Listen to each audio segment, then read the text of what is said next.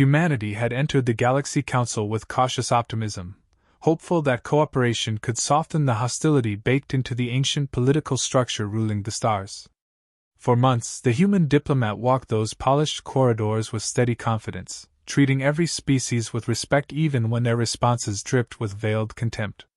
Most council members dismissed humanity as an ambitious newcomer whose rapid ascent threatened established hierarchies. The diplomat understood this and navigated the tension with discipline, never raising his voice, never reacting to the layered insults hidden beneath formal language. His calm presence unsettled them more than open defiance ever could. Whispers had begun circulating through alien chambers long before the crisis. Humans advanced too quickly, adapted too efficiently, and negotiated with unsettling clarity.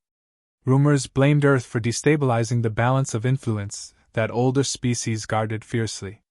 When a minor procedural disagreement erupted over humanitarian aid in contested territory, a faction within the council saw an opportunity to manufacture a crisis. They accused the human diplomat of violating internal sovereignty rules, twisting harmless oversight into fabricated interference. The accusation was absurd, and they knew it, but arrogance made them believe humanity would swallow the humiliation. Earth responded with measured firmness, requesting transparent review and evidence. The Council refused, citing internal security protocols. None of them could explain. The diplomat stood in the center of the chamber with the same composed expression he had worn since his arrival. Delegates hurled charges he had never heard before, each one building a case so flimsy even the Council's neutral species shifted uncomfortably. He remained upright, hands clasped behind his back, gaze focused, giving no satisfaction to the accusers searching for fear in his eyes. The verdict was predetermined. The leading faction pushed for punitive demonstration, aiming to reassert dominance in front of the entire galaxy. Without trial, without evidence, and without a single opportunity for self-defense, they carried out the execution. It was streamed live across neutral networks, packaged as a warning disguised under the rhetoric of maintaining order. The moment his heart stopped, the chamber fell silent. Some delegates looked away, horrified by what they had allowed. Others pretended it had been necessary. A few congratulated themselves, thinking they had finally put humanity back into its proper place. Across thousands of light years, every screen on Earth froze on the final frame. Conversations died mid-sentence. Entire cities stopped as one. There were no riots, no emotional outbursts, no chaotic demands for revenge. Humanity reacted with something far more terrifying than rage: absolute silence.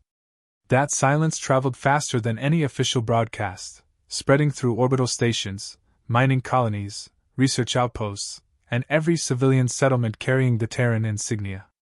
A quiet understanding settled across humanity, the kind of unity only a shared loss could forge. Inside the Terran High Command complex, where the most guarded decisions in human history had been made, a single encrypted message was transmitted to every fleet, every battalion, every intelligence node. It contained only one word: Betal. A protocol whispered about in military circles, rumored to be a last resort reserved for acts so unforgivable they demanded an answer without negotiation. No one outside command had ever seen the order activated. Now it pulsed across secure channels, confirmed by quantum signatures that made denial impossible. The galaxy noticed the shift even before Earth officially severed communication. Every diplomatic link to the Council was cut instantly. Terran ambassadors disappeared from alien capitals within minutes. Civilian traffic redirected. Human-controlled trade routes shut down with mathematical precision. For the first time in its existence, the Galaxy Council found itself locked out of the one species that always communicated openly. Unidentified energy signatures appeared near border systems shortly after. Council surveillance struggled to track them. Their readings flickered between presence and absence, as though the approaching vessels existed half a dimension away. Analysts attempted to dismiss it as sensor interference, but fear tightened their voices. Deep down, they knew humanity had begun to move. And humanity never moved without purpose. The moment Betal activated, humanity shifted from mourning to execution-level focus. There was no debate, No hesitation, no scrambling to interpret the order. Every military officer, intelligence operative, strategic analyst, and civilian leader understood its weight instantly. Betal was not a call for revenge. It was a directive to correct an imbalance, to answer an attack on a human representative with a response so absolute that no species would ever consider targeting humanity again. It was a doctrine built from humanity's oldest truth: when someone kills one of their own, they do not rest until the threat is erased or forced to kneel. Across Earth, industrial sectors accelerated production without public announcement. Orbital factories recalibrated to full output, shifting instantly to stealth hull plating, singularity reactors, kinetic projector arrays, and dark spectrum sensor grids. Mars activated its vaults, structures most citizens believed were research archives, unaware they housed humanity's oldest war algorithms. Titan's cryogenic foundries awakened their dormant furnaces, forming materials whose existence had been classified for decades. Every colony aligned to a single operational rhythm, synchronized without speaking. Civilian populations behaved in a way that unsettled foreign observers. There was no panic. Instead, there was a calm, disciplined determination filling every city. People continued daily routines with sharper focus, understanding instinctively that survival depended on unity. Volunteers flooded logistics channels, offering skills, equipment, and transport fleets. Families whose ancestors had fought on Earth's battlefields felt the echo of history rising again, steadying themselves for whatever followed. Inside Terran Navy Command, officers reviewed decades of stored intelligence and prepared for immediate deployment. Files containing detailed maps of Council-controlled regions, defensive patterns, political vulnerabilities, and resource dependencies reappeared from secure archives. Human analysts had mapped the Council's weaknesses long before the Diplomat's execution. Now those findings became the foundation for a campaign designed to dismantle the Council's sense of security without plunging the galaxy into unnecessary bloodshed. Silence from Earth grew heavier with each passing hour. Attempts by the Council to re-establish communication were blocked automatically. Messages bounced off encrypted barriers wrapped in quantum locks that even their strongest AIs could not penetrate. The Council interpreted this as a temporary shutdown, believing humans needed time to process their loss. They could not imagine that Earth had already transitioned into full operational mode while maintaining perfect external stillness. Human fleets began assembling in deep space regions far from any known trade route. These were not ceremonial battlegroups the galaxy had seen during diplomatic events but the actual operational core of Terran power, vessels designed for war, hidden from foreign eyes for decades. Dreadnoughts built from alloy composites that bent radiation like liquid shadows. Carriers equipped with spatial compression bays housing drones capable of penetrating any shield. Strike cruisers fitted with quantum jump engines allowing instantaneous repositioning across light minutes. The galaxy had assumed Earth's military strength was impressive by young species standards. They had no concept of the arsenal humanity had crafted in silence. Terran intelligence initiated parallel operations. Sleeper networks embedded in neutral territories were activated, retrieving data, mapping escape routes, and analyzing which species might align with humans once the coming conflict reshaped political borders. No intimidation, no threats, only precise information gathering and strategic positioning, carried out with a level of discipline that made even seasoned agents uneasy. In the Council's central sectors, unease spread rapidly. Alien analysts studying the execution's aftermath noticed humanity had not issued a single statement. No demand, no retaliation, no warning. That silence created more fear than any direct threat could have. Some species sent discreet apologies, hoping to distance themselves from the Council's actions. Others prepared to evacuate border posts before humans reached them. Fleet commanders tried reassuring themselves that humanity would limit its response to political pressure or sanctions. But when several listening stations near human territory suddenly went dark without explosion signatures or distress transmissions, the illusion of safety collapsed. Betal had not been a myth. It was the quiet beginning of something far more calculated than open war. And the galaxy had already missed its chance to stop it. The Galaxy Council convened an emergency session long before dawn cycle reached their capital. Delegates arrived shaken, speaking in rushed tones, their voices unsteady as they recounted reports coming from border sectors. Surveillance posts that once monitored human territories had gone silent without signs of collision or energy discharge. Their power grids remained intact, yet all systems were frozen in a state no technician could replicate or reverse. Engineers compared it to a surgical lobotomy, precise, total, and undeniably intentional. The silence hit the council harder than any explosion. As the delegates argued, smaller species began distancing themselves from the faction responsible for the human diplomat's death. Representatives who once followed their lead now demanded answers, terrified of being included in humanity's response. Accusations flew across the chamber, each side trying to shift blame before the consequences reached their homeworlds. The Diplorian bloc attempted to maintain dominance by insisting humans lacked the capability to threaten the entire council. Their confidence cracked when fresh reports arrived showing that human infiltration teams had mapped internal council relay networks down to individual transmission nodes. Every alien race recognized that level of access as impossible. Their most secure systems were built from technologies believed to be beyond human comprehension. Yet the data logs were irrefutable. Humanity had walked through their network architecture unnoticed, marking weak points without shutting anything down permanently. It was not sabotage, it was cataloging. The realization spread like a disease. Humans were not planning a single attack.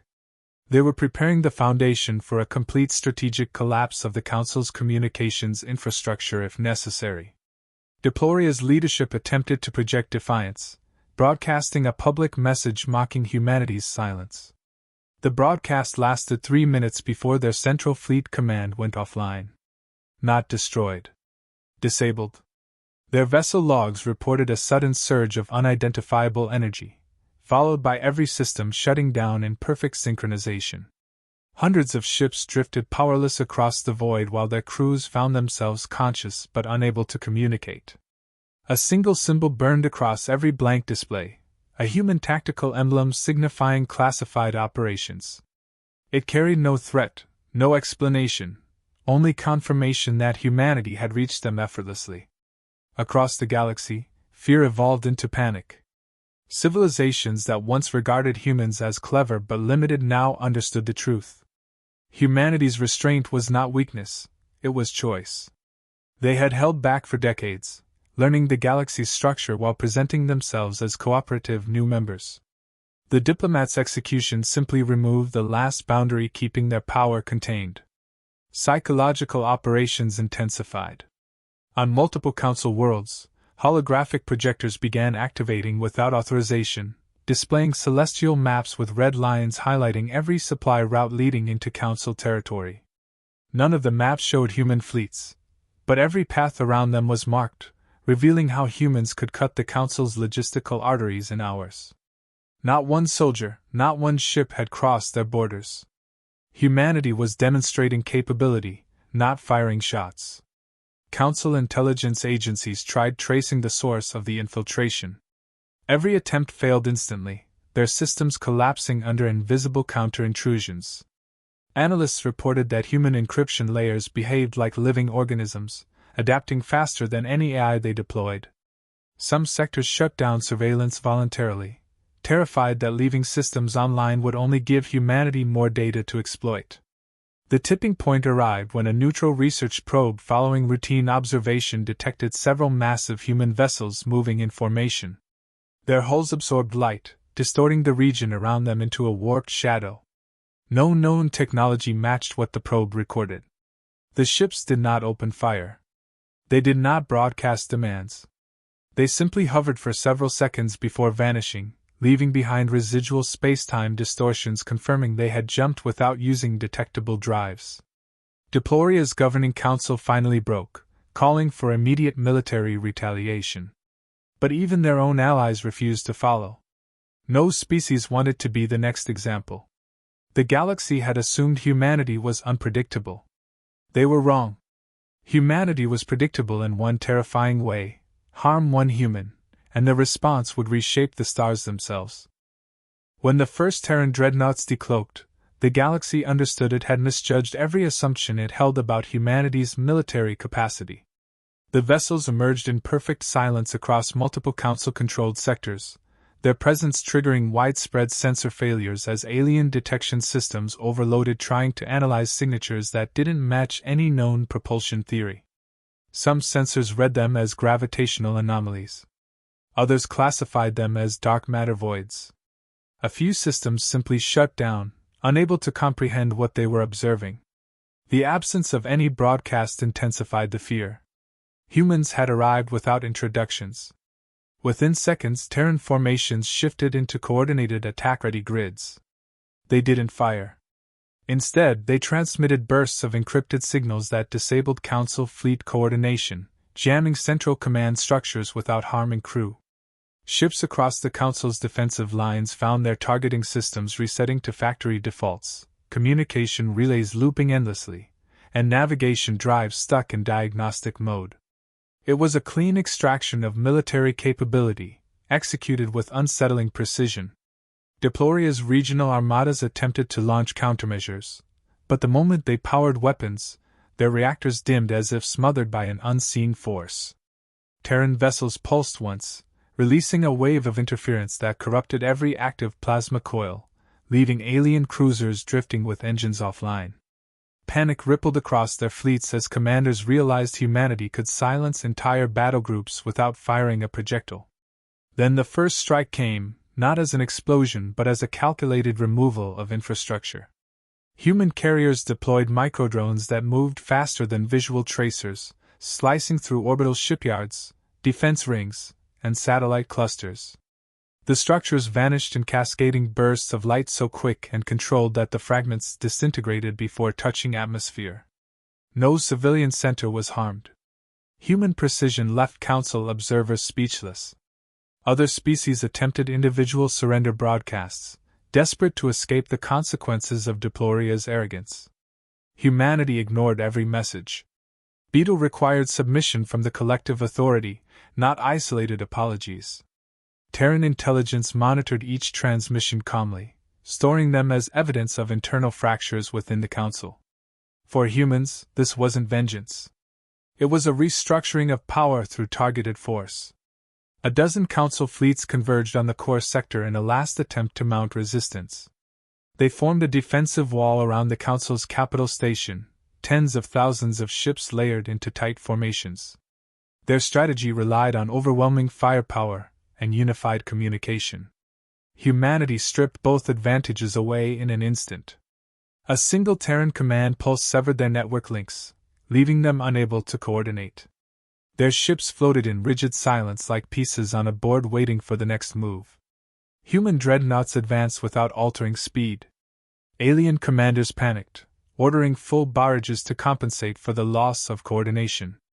Weapons fired, but instead of striking Terran hulls, the energy splintered harmlessly into fragments that curved around the human ships, drawn into shimmering fields that absorbed and redirected power into propulsion. Observers described it as watching fire poured into a bottomless well. Humanity didn't retaliate with destructive force. They deployed orbital silence platforms, devices that locked entire planets out of the galactic grid. Once activated, no communication could enter or exit. 5 Council worlds fell under that blackout in under 6 minutes. Their leaders found themselves cut off, left to imagine whatever consequences humanity chose next. On the Council capital, ground tremors signaled the arrival of Terran insertion units. They didn't storm gates or fire weapons. They appeared inside key government structures, bypassing every shield, door, and biometric lock. Guards froze as humanity's advanced infantry walked past with unbroken poise, securing strategic points without causing injury. When the Terran High Executor stepped into the Council's core chamber, the delegates felt their collective authority collapse. He spoke only once, his voice steady, measured, unyielding. He demanded the return of dignity stolen through the Diplomat's execution and insisted the Council kneel to acknowledge the crime. The chamber echoed with sharp, contained terror. Humanity had delivered its message without rage or cruelty. It had simply demonstrated capability so overwhelming that resistance no longer held meaning. The council chamber collapsed into a suffocating quiet as the Terran High Executor's demand echoed through the hall. Delegates who once boasted about their authority now struggled to breathe, overwhelmed by the realization that the balance of power had shifted entirely out of their control. Not a single species dared raise an objection. The weight of humanity's silent campaign pressed into every corner of the chamber, reminding them that resistance would not end in negotiation but in extinction of influence. The Diplomat's execution had not weakened Earth, it had unified it more fiercely than any threat in galactic memory. The Diplorian representatives broke first. Their voices trembled as they confessed the truth behind the fabricated charges, admitting the execution had been orchestrated to maintain political dominance. They revealed the falsified evidence, the internal communications, and the calculations behind their plan. Every word deepened the humiliation spreading across the chamber. Humanity watched without anger, without satisfaction, without response. Their silence forced every species to confront the raw weight of their complicity. The High Executor presented humanity's terms with the same calm finality that had defined the entire Betal Protocol. Diploria's ruling caste would be dissolved permanently, stripped of authority, influence, and military oversight. Reparation measures would be implemented immediately, not through symbolic gestures but through the direct transfer of resources, territory rights, and council-level power concessions. No clause offered negotiation or adjustment. The terms were absolute. The next demand forced the chamber into stunned submission. From that point forward, humanity would hold override authority in any council matter involving law, conflict arbitration, or internal security. It was not dominance through conquest. It was structural supremacy woven directly into the governance model of the galaxy. The Council would not merely apologize, they would recognize humanity as an apex arbiter. Delegates signed one by one, each terrified of the consequences of delay. No species wanted to be the final holdout under the gaze of Terran operatives stationed silently around the chamber. When the last signature appeared on the treaty, the High Executor lifted the data slate with deliberate precision, scanned the verification seal, and acknowledged the completion of Betal's primary objective. For the first time since the Diplomat's death, a transmission from Earth was broadcast across the chamber. It contained no speech, no condemnation, no threat. 2 words illuminated the central display in stark lettering. Betal ends. The relief sweeping across alien delegates was immediate but hollow. They understood that although Betal had concluded, humanity's dominance was now permanently embedded in the galaxy's political structure. Terran units withdrew with disciplined synchronization, leaving behind not devastation but a reconfigured order. Alien guards sagged in place as the tension dissolved, still unable to comprehend how humans had dismantled fleets, networks, and entire governing frameworks without relying on mass destruction or chaotic warfare. It was control refined into an art form. Across the galaxy, news of the treaty spread faster than any council announcement. Civilizations that had once mocked humanity's ambition now scrambled to align themselves with Earth. Smaller species sought formal alliances, recognizing that proximity to humanity offered protection from both external threats and the Council's broken hierarchy. Trade routes were redrawn within hours. Political blocs dissolved overnight. Entire sectors shifted allegiance peacefully, choosing survival under Terran oversight rather than chaos under the Council's weakened authority. Diploria became the symbol of the new order. Their fleets disarmed, their ruling structure dismantled, their planets placed under strict Terran supervision. Their population accepted the oversight quietly, aware that resisting would only deepen their loss. Ironically, their surrender created a stability they had never managed on their own. In the following cycles, Council historians documented the event as the turning point that ended centuries of stagnant politics.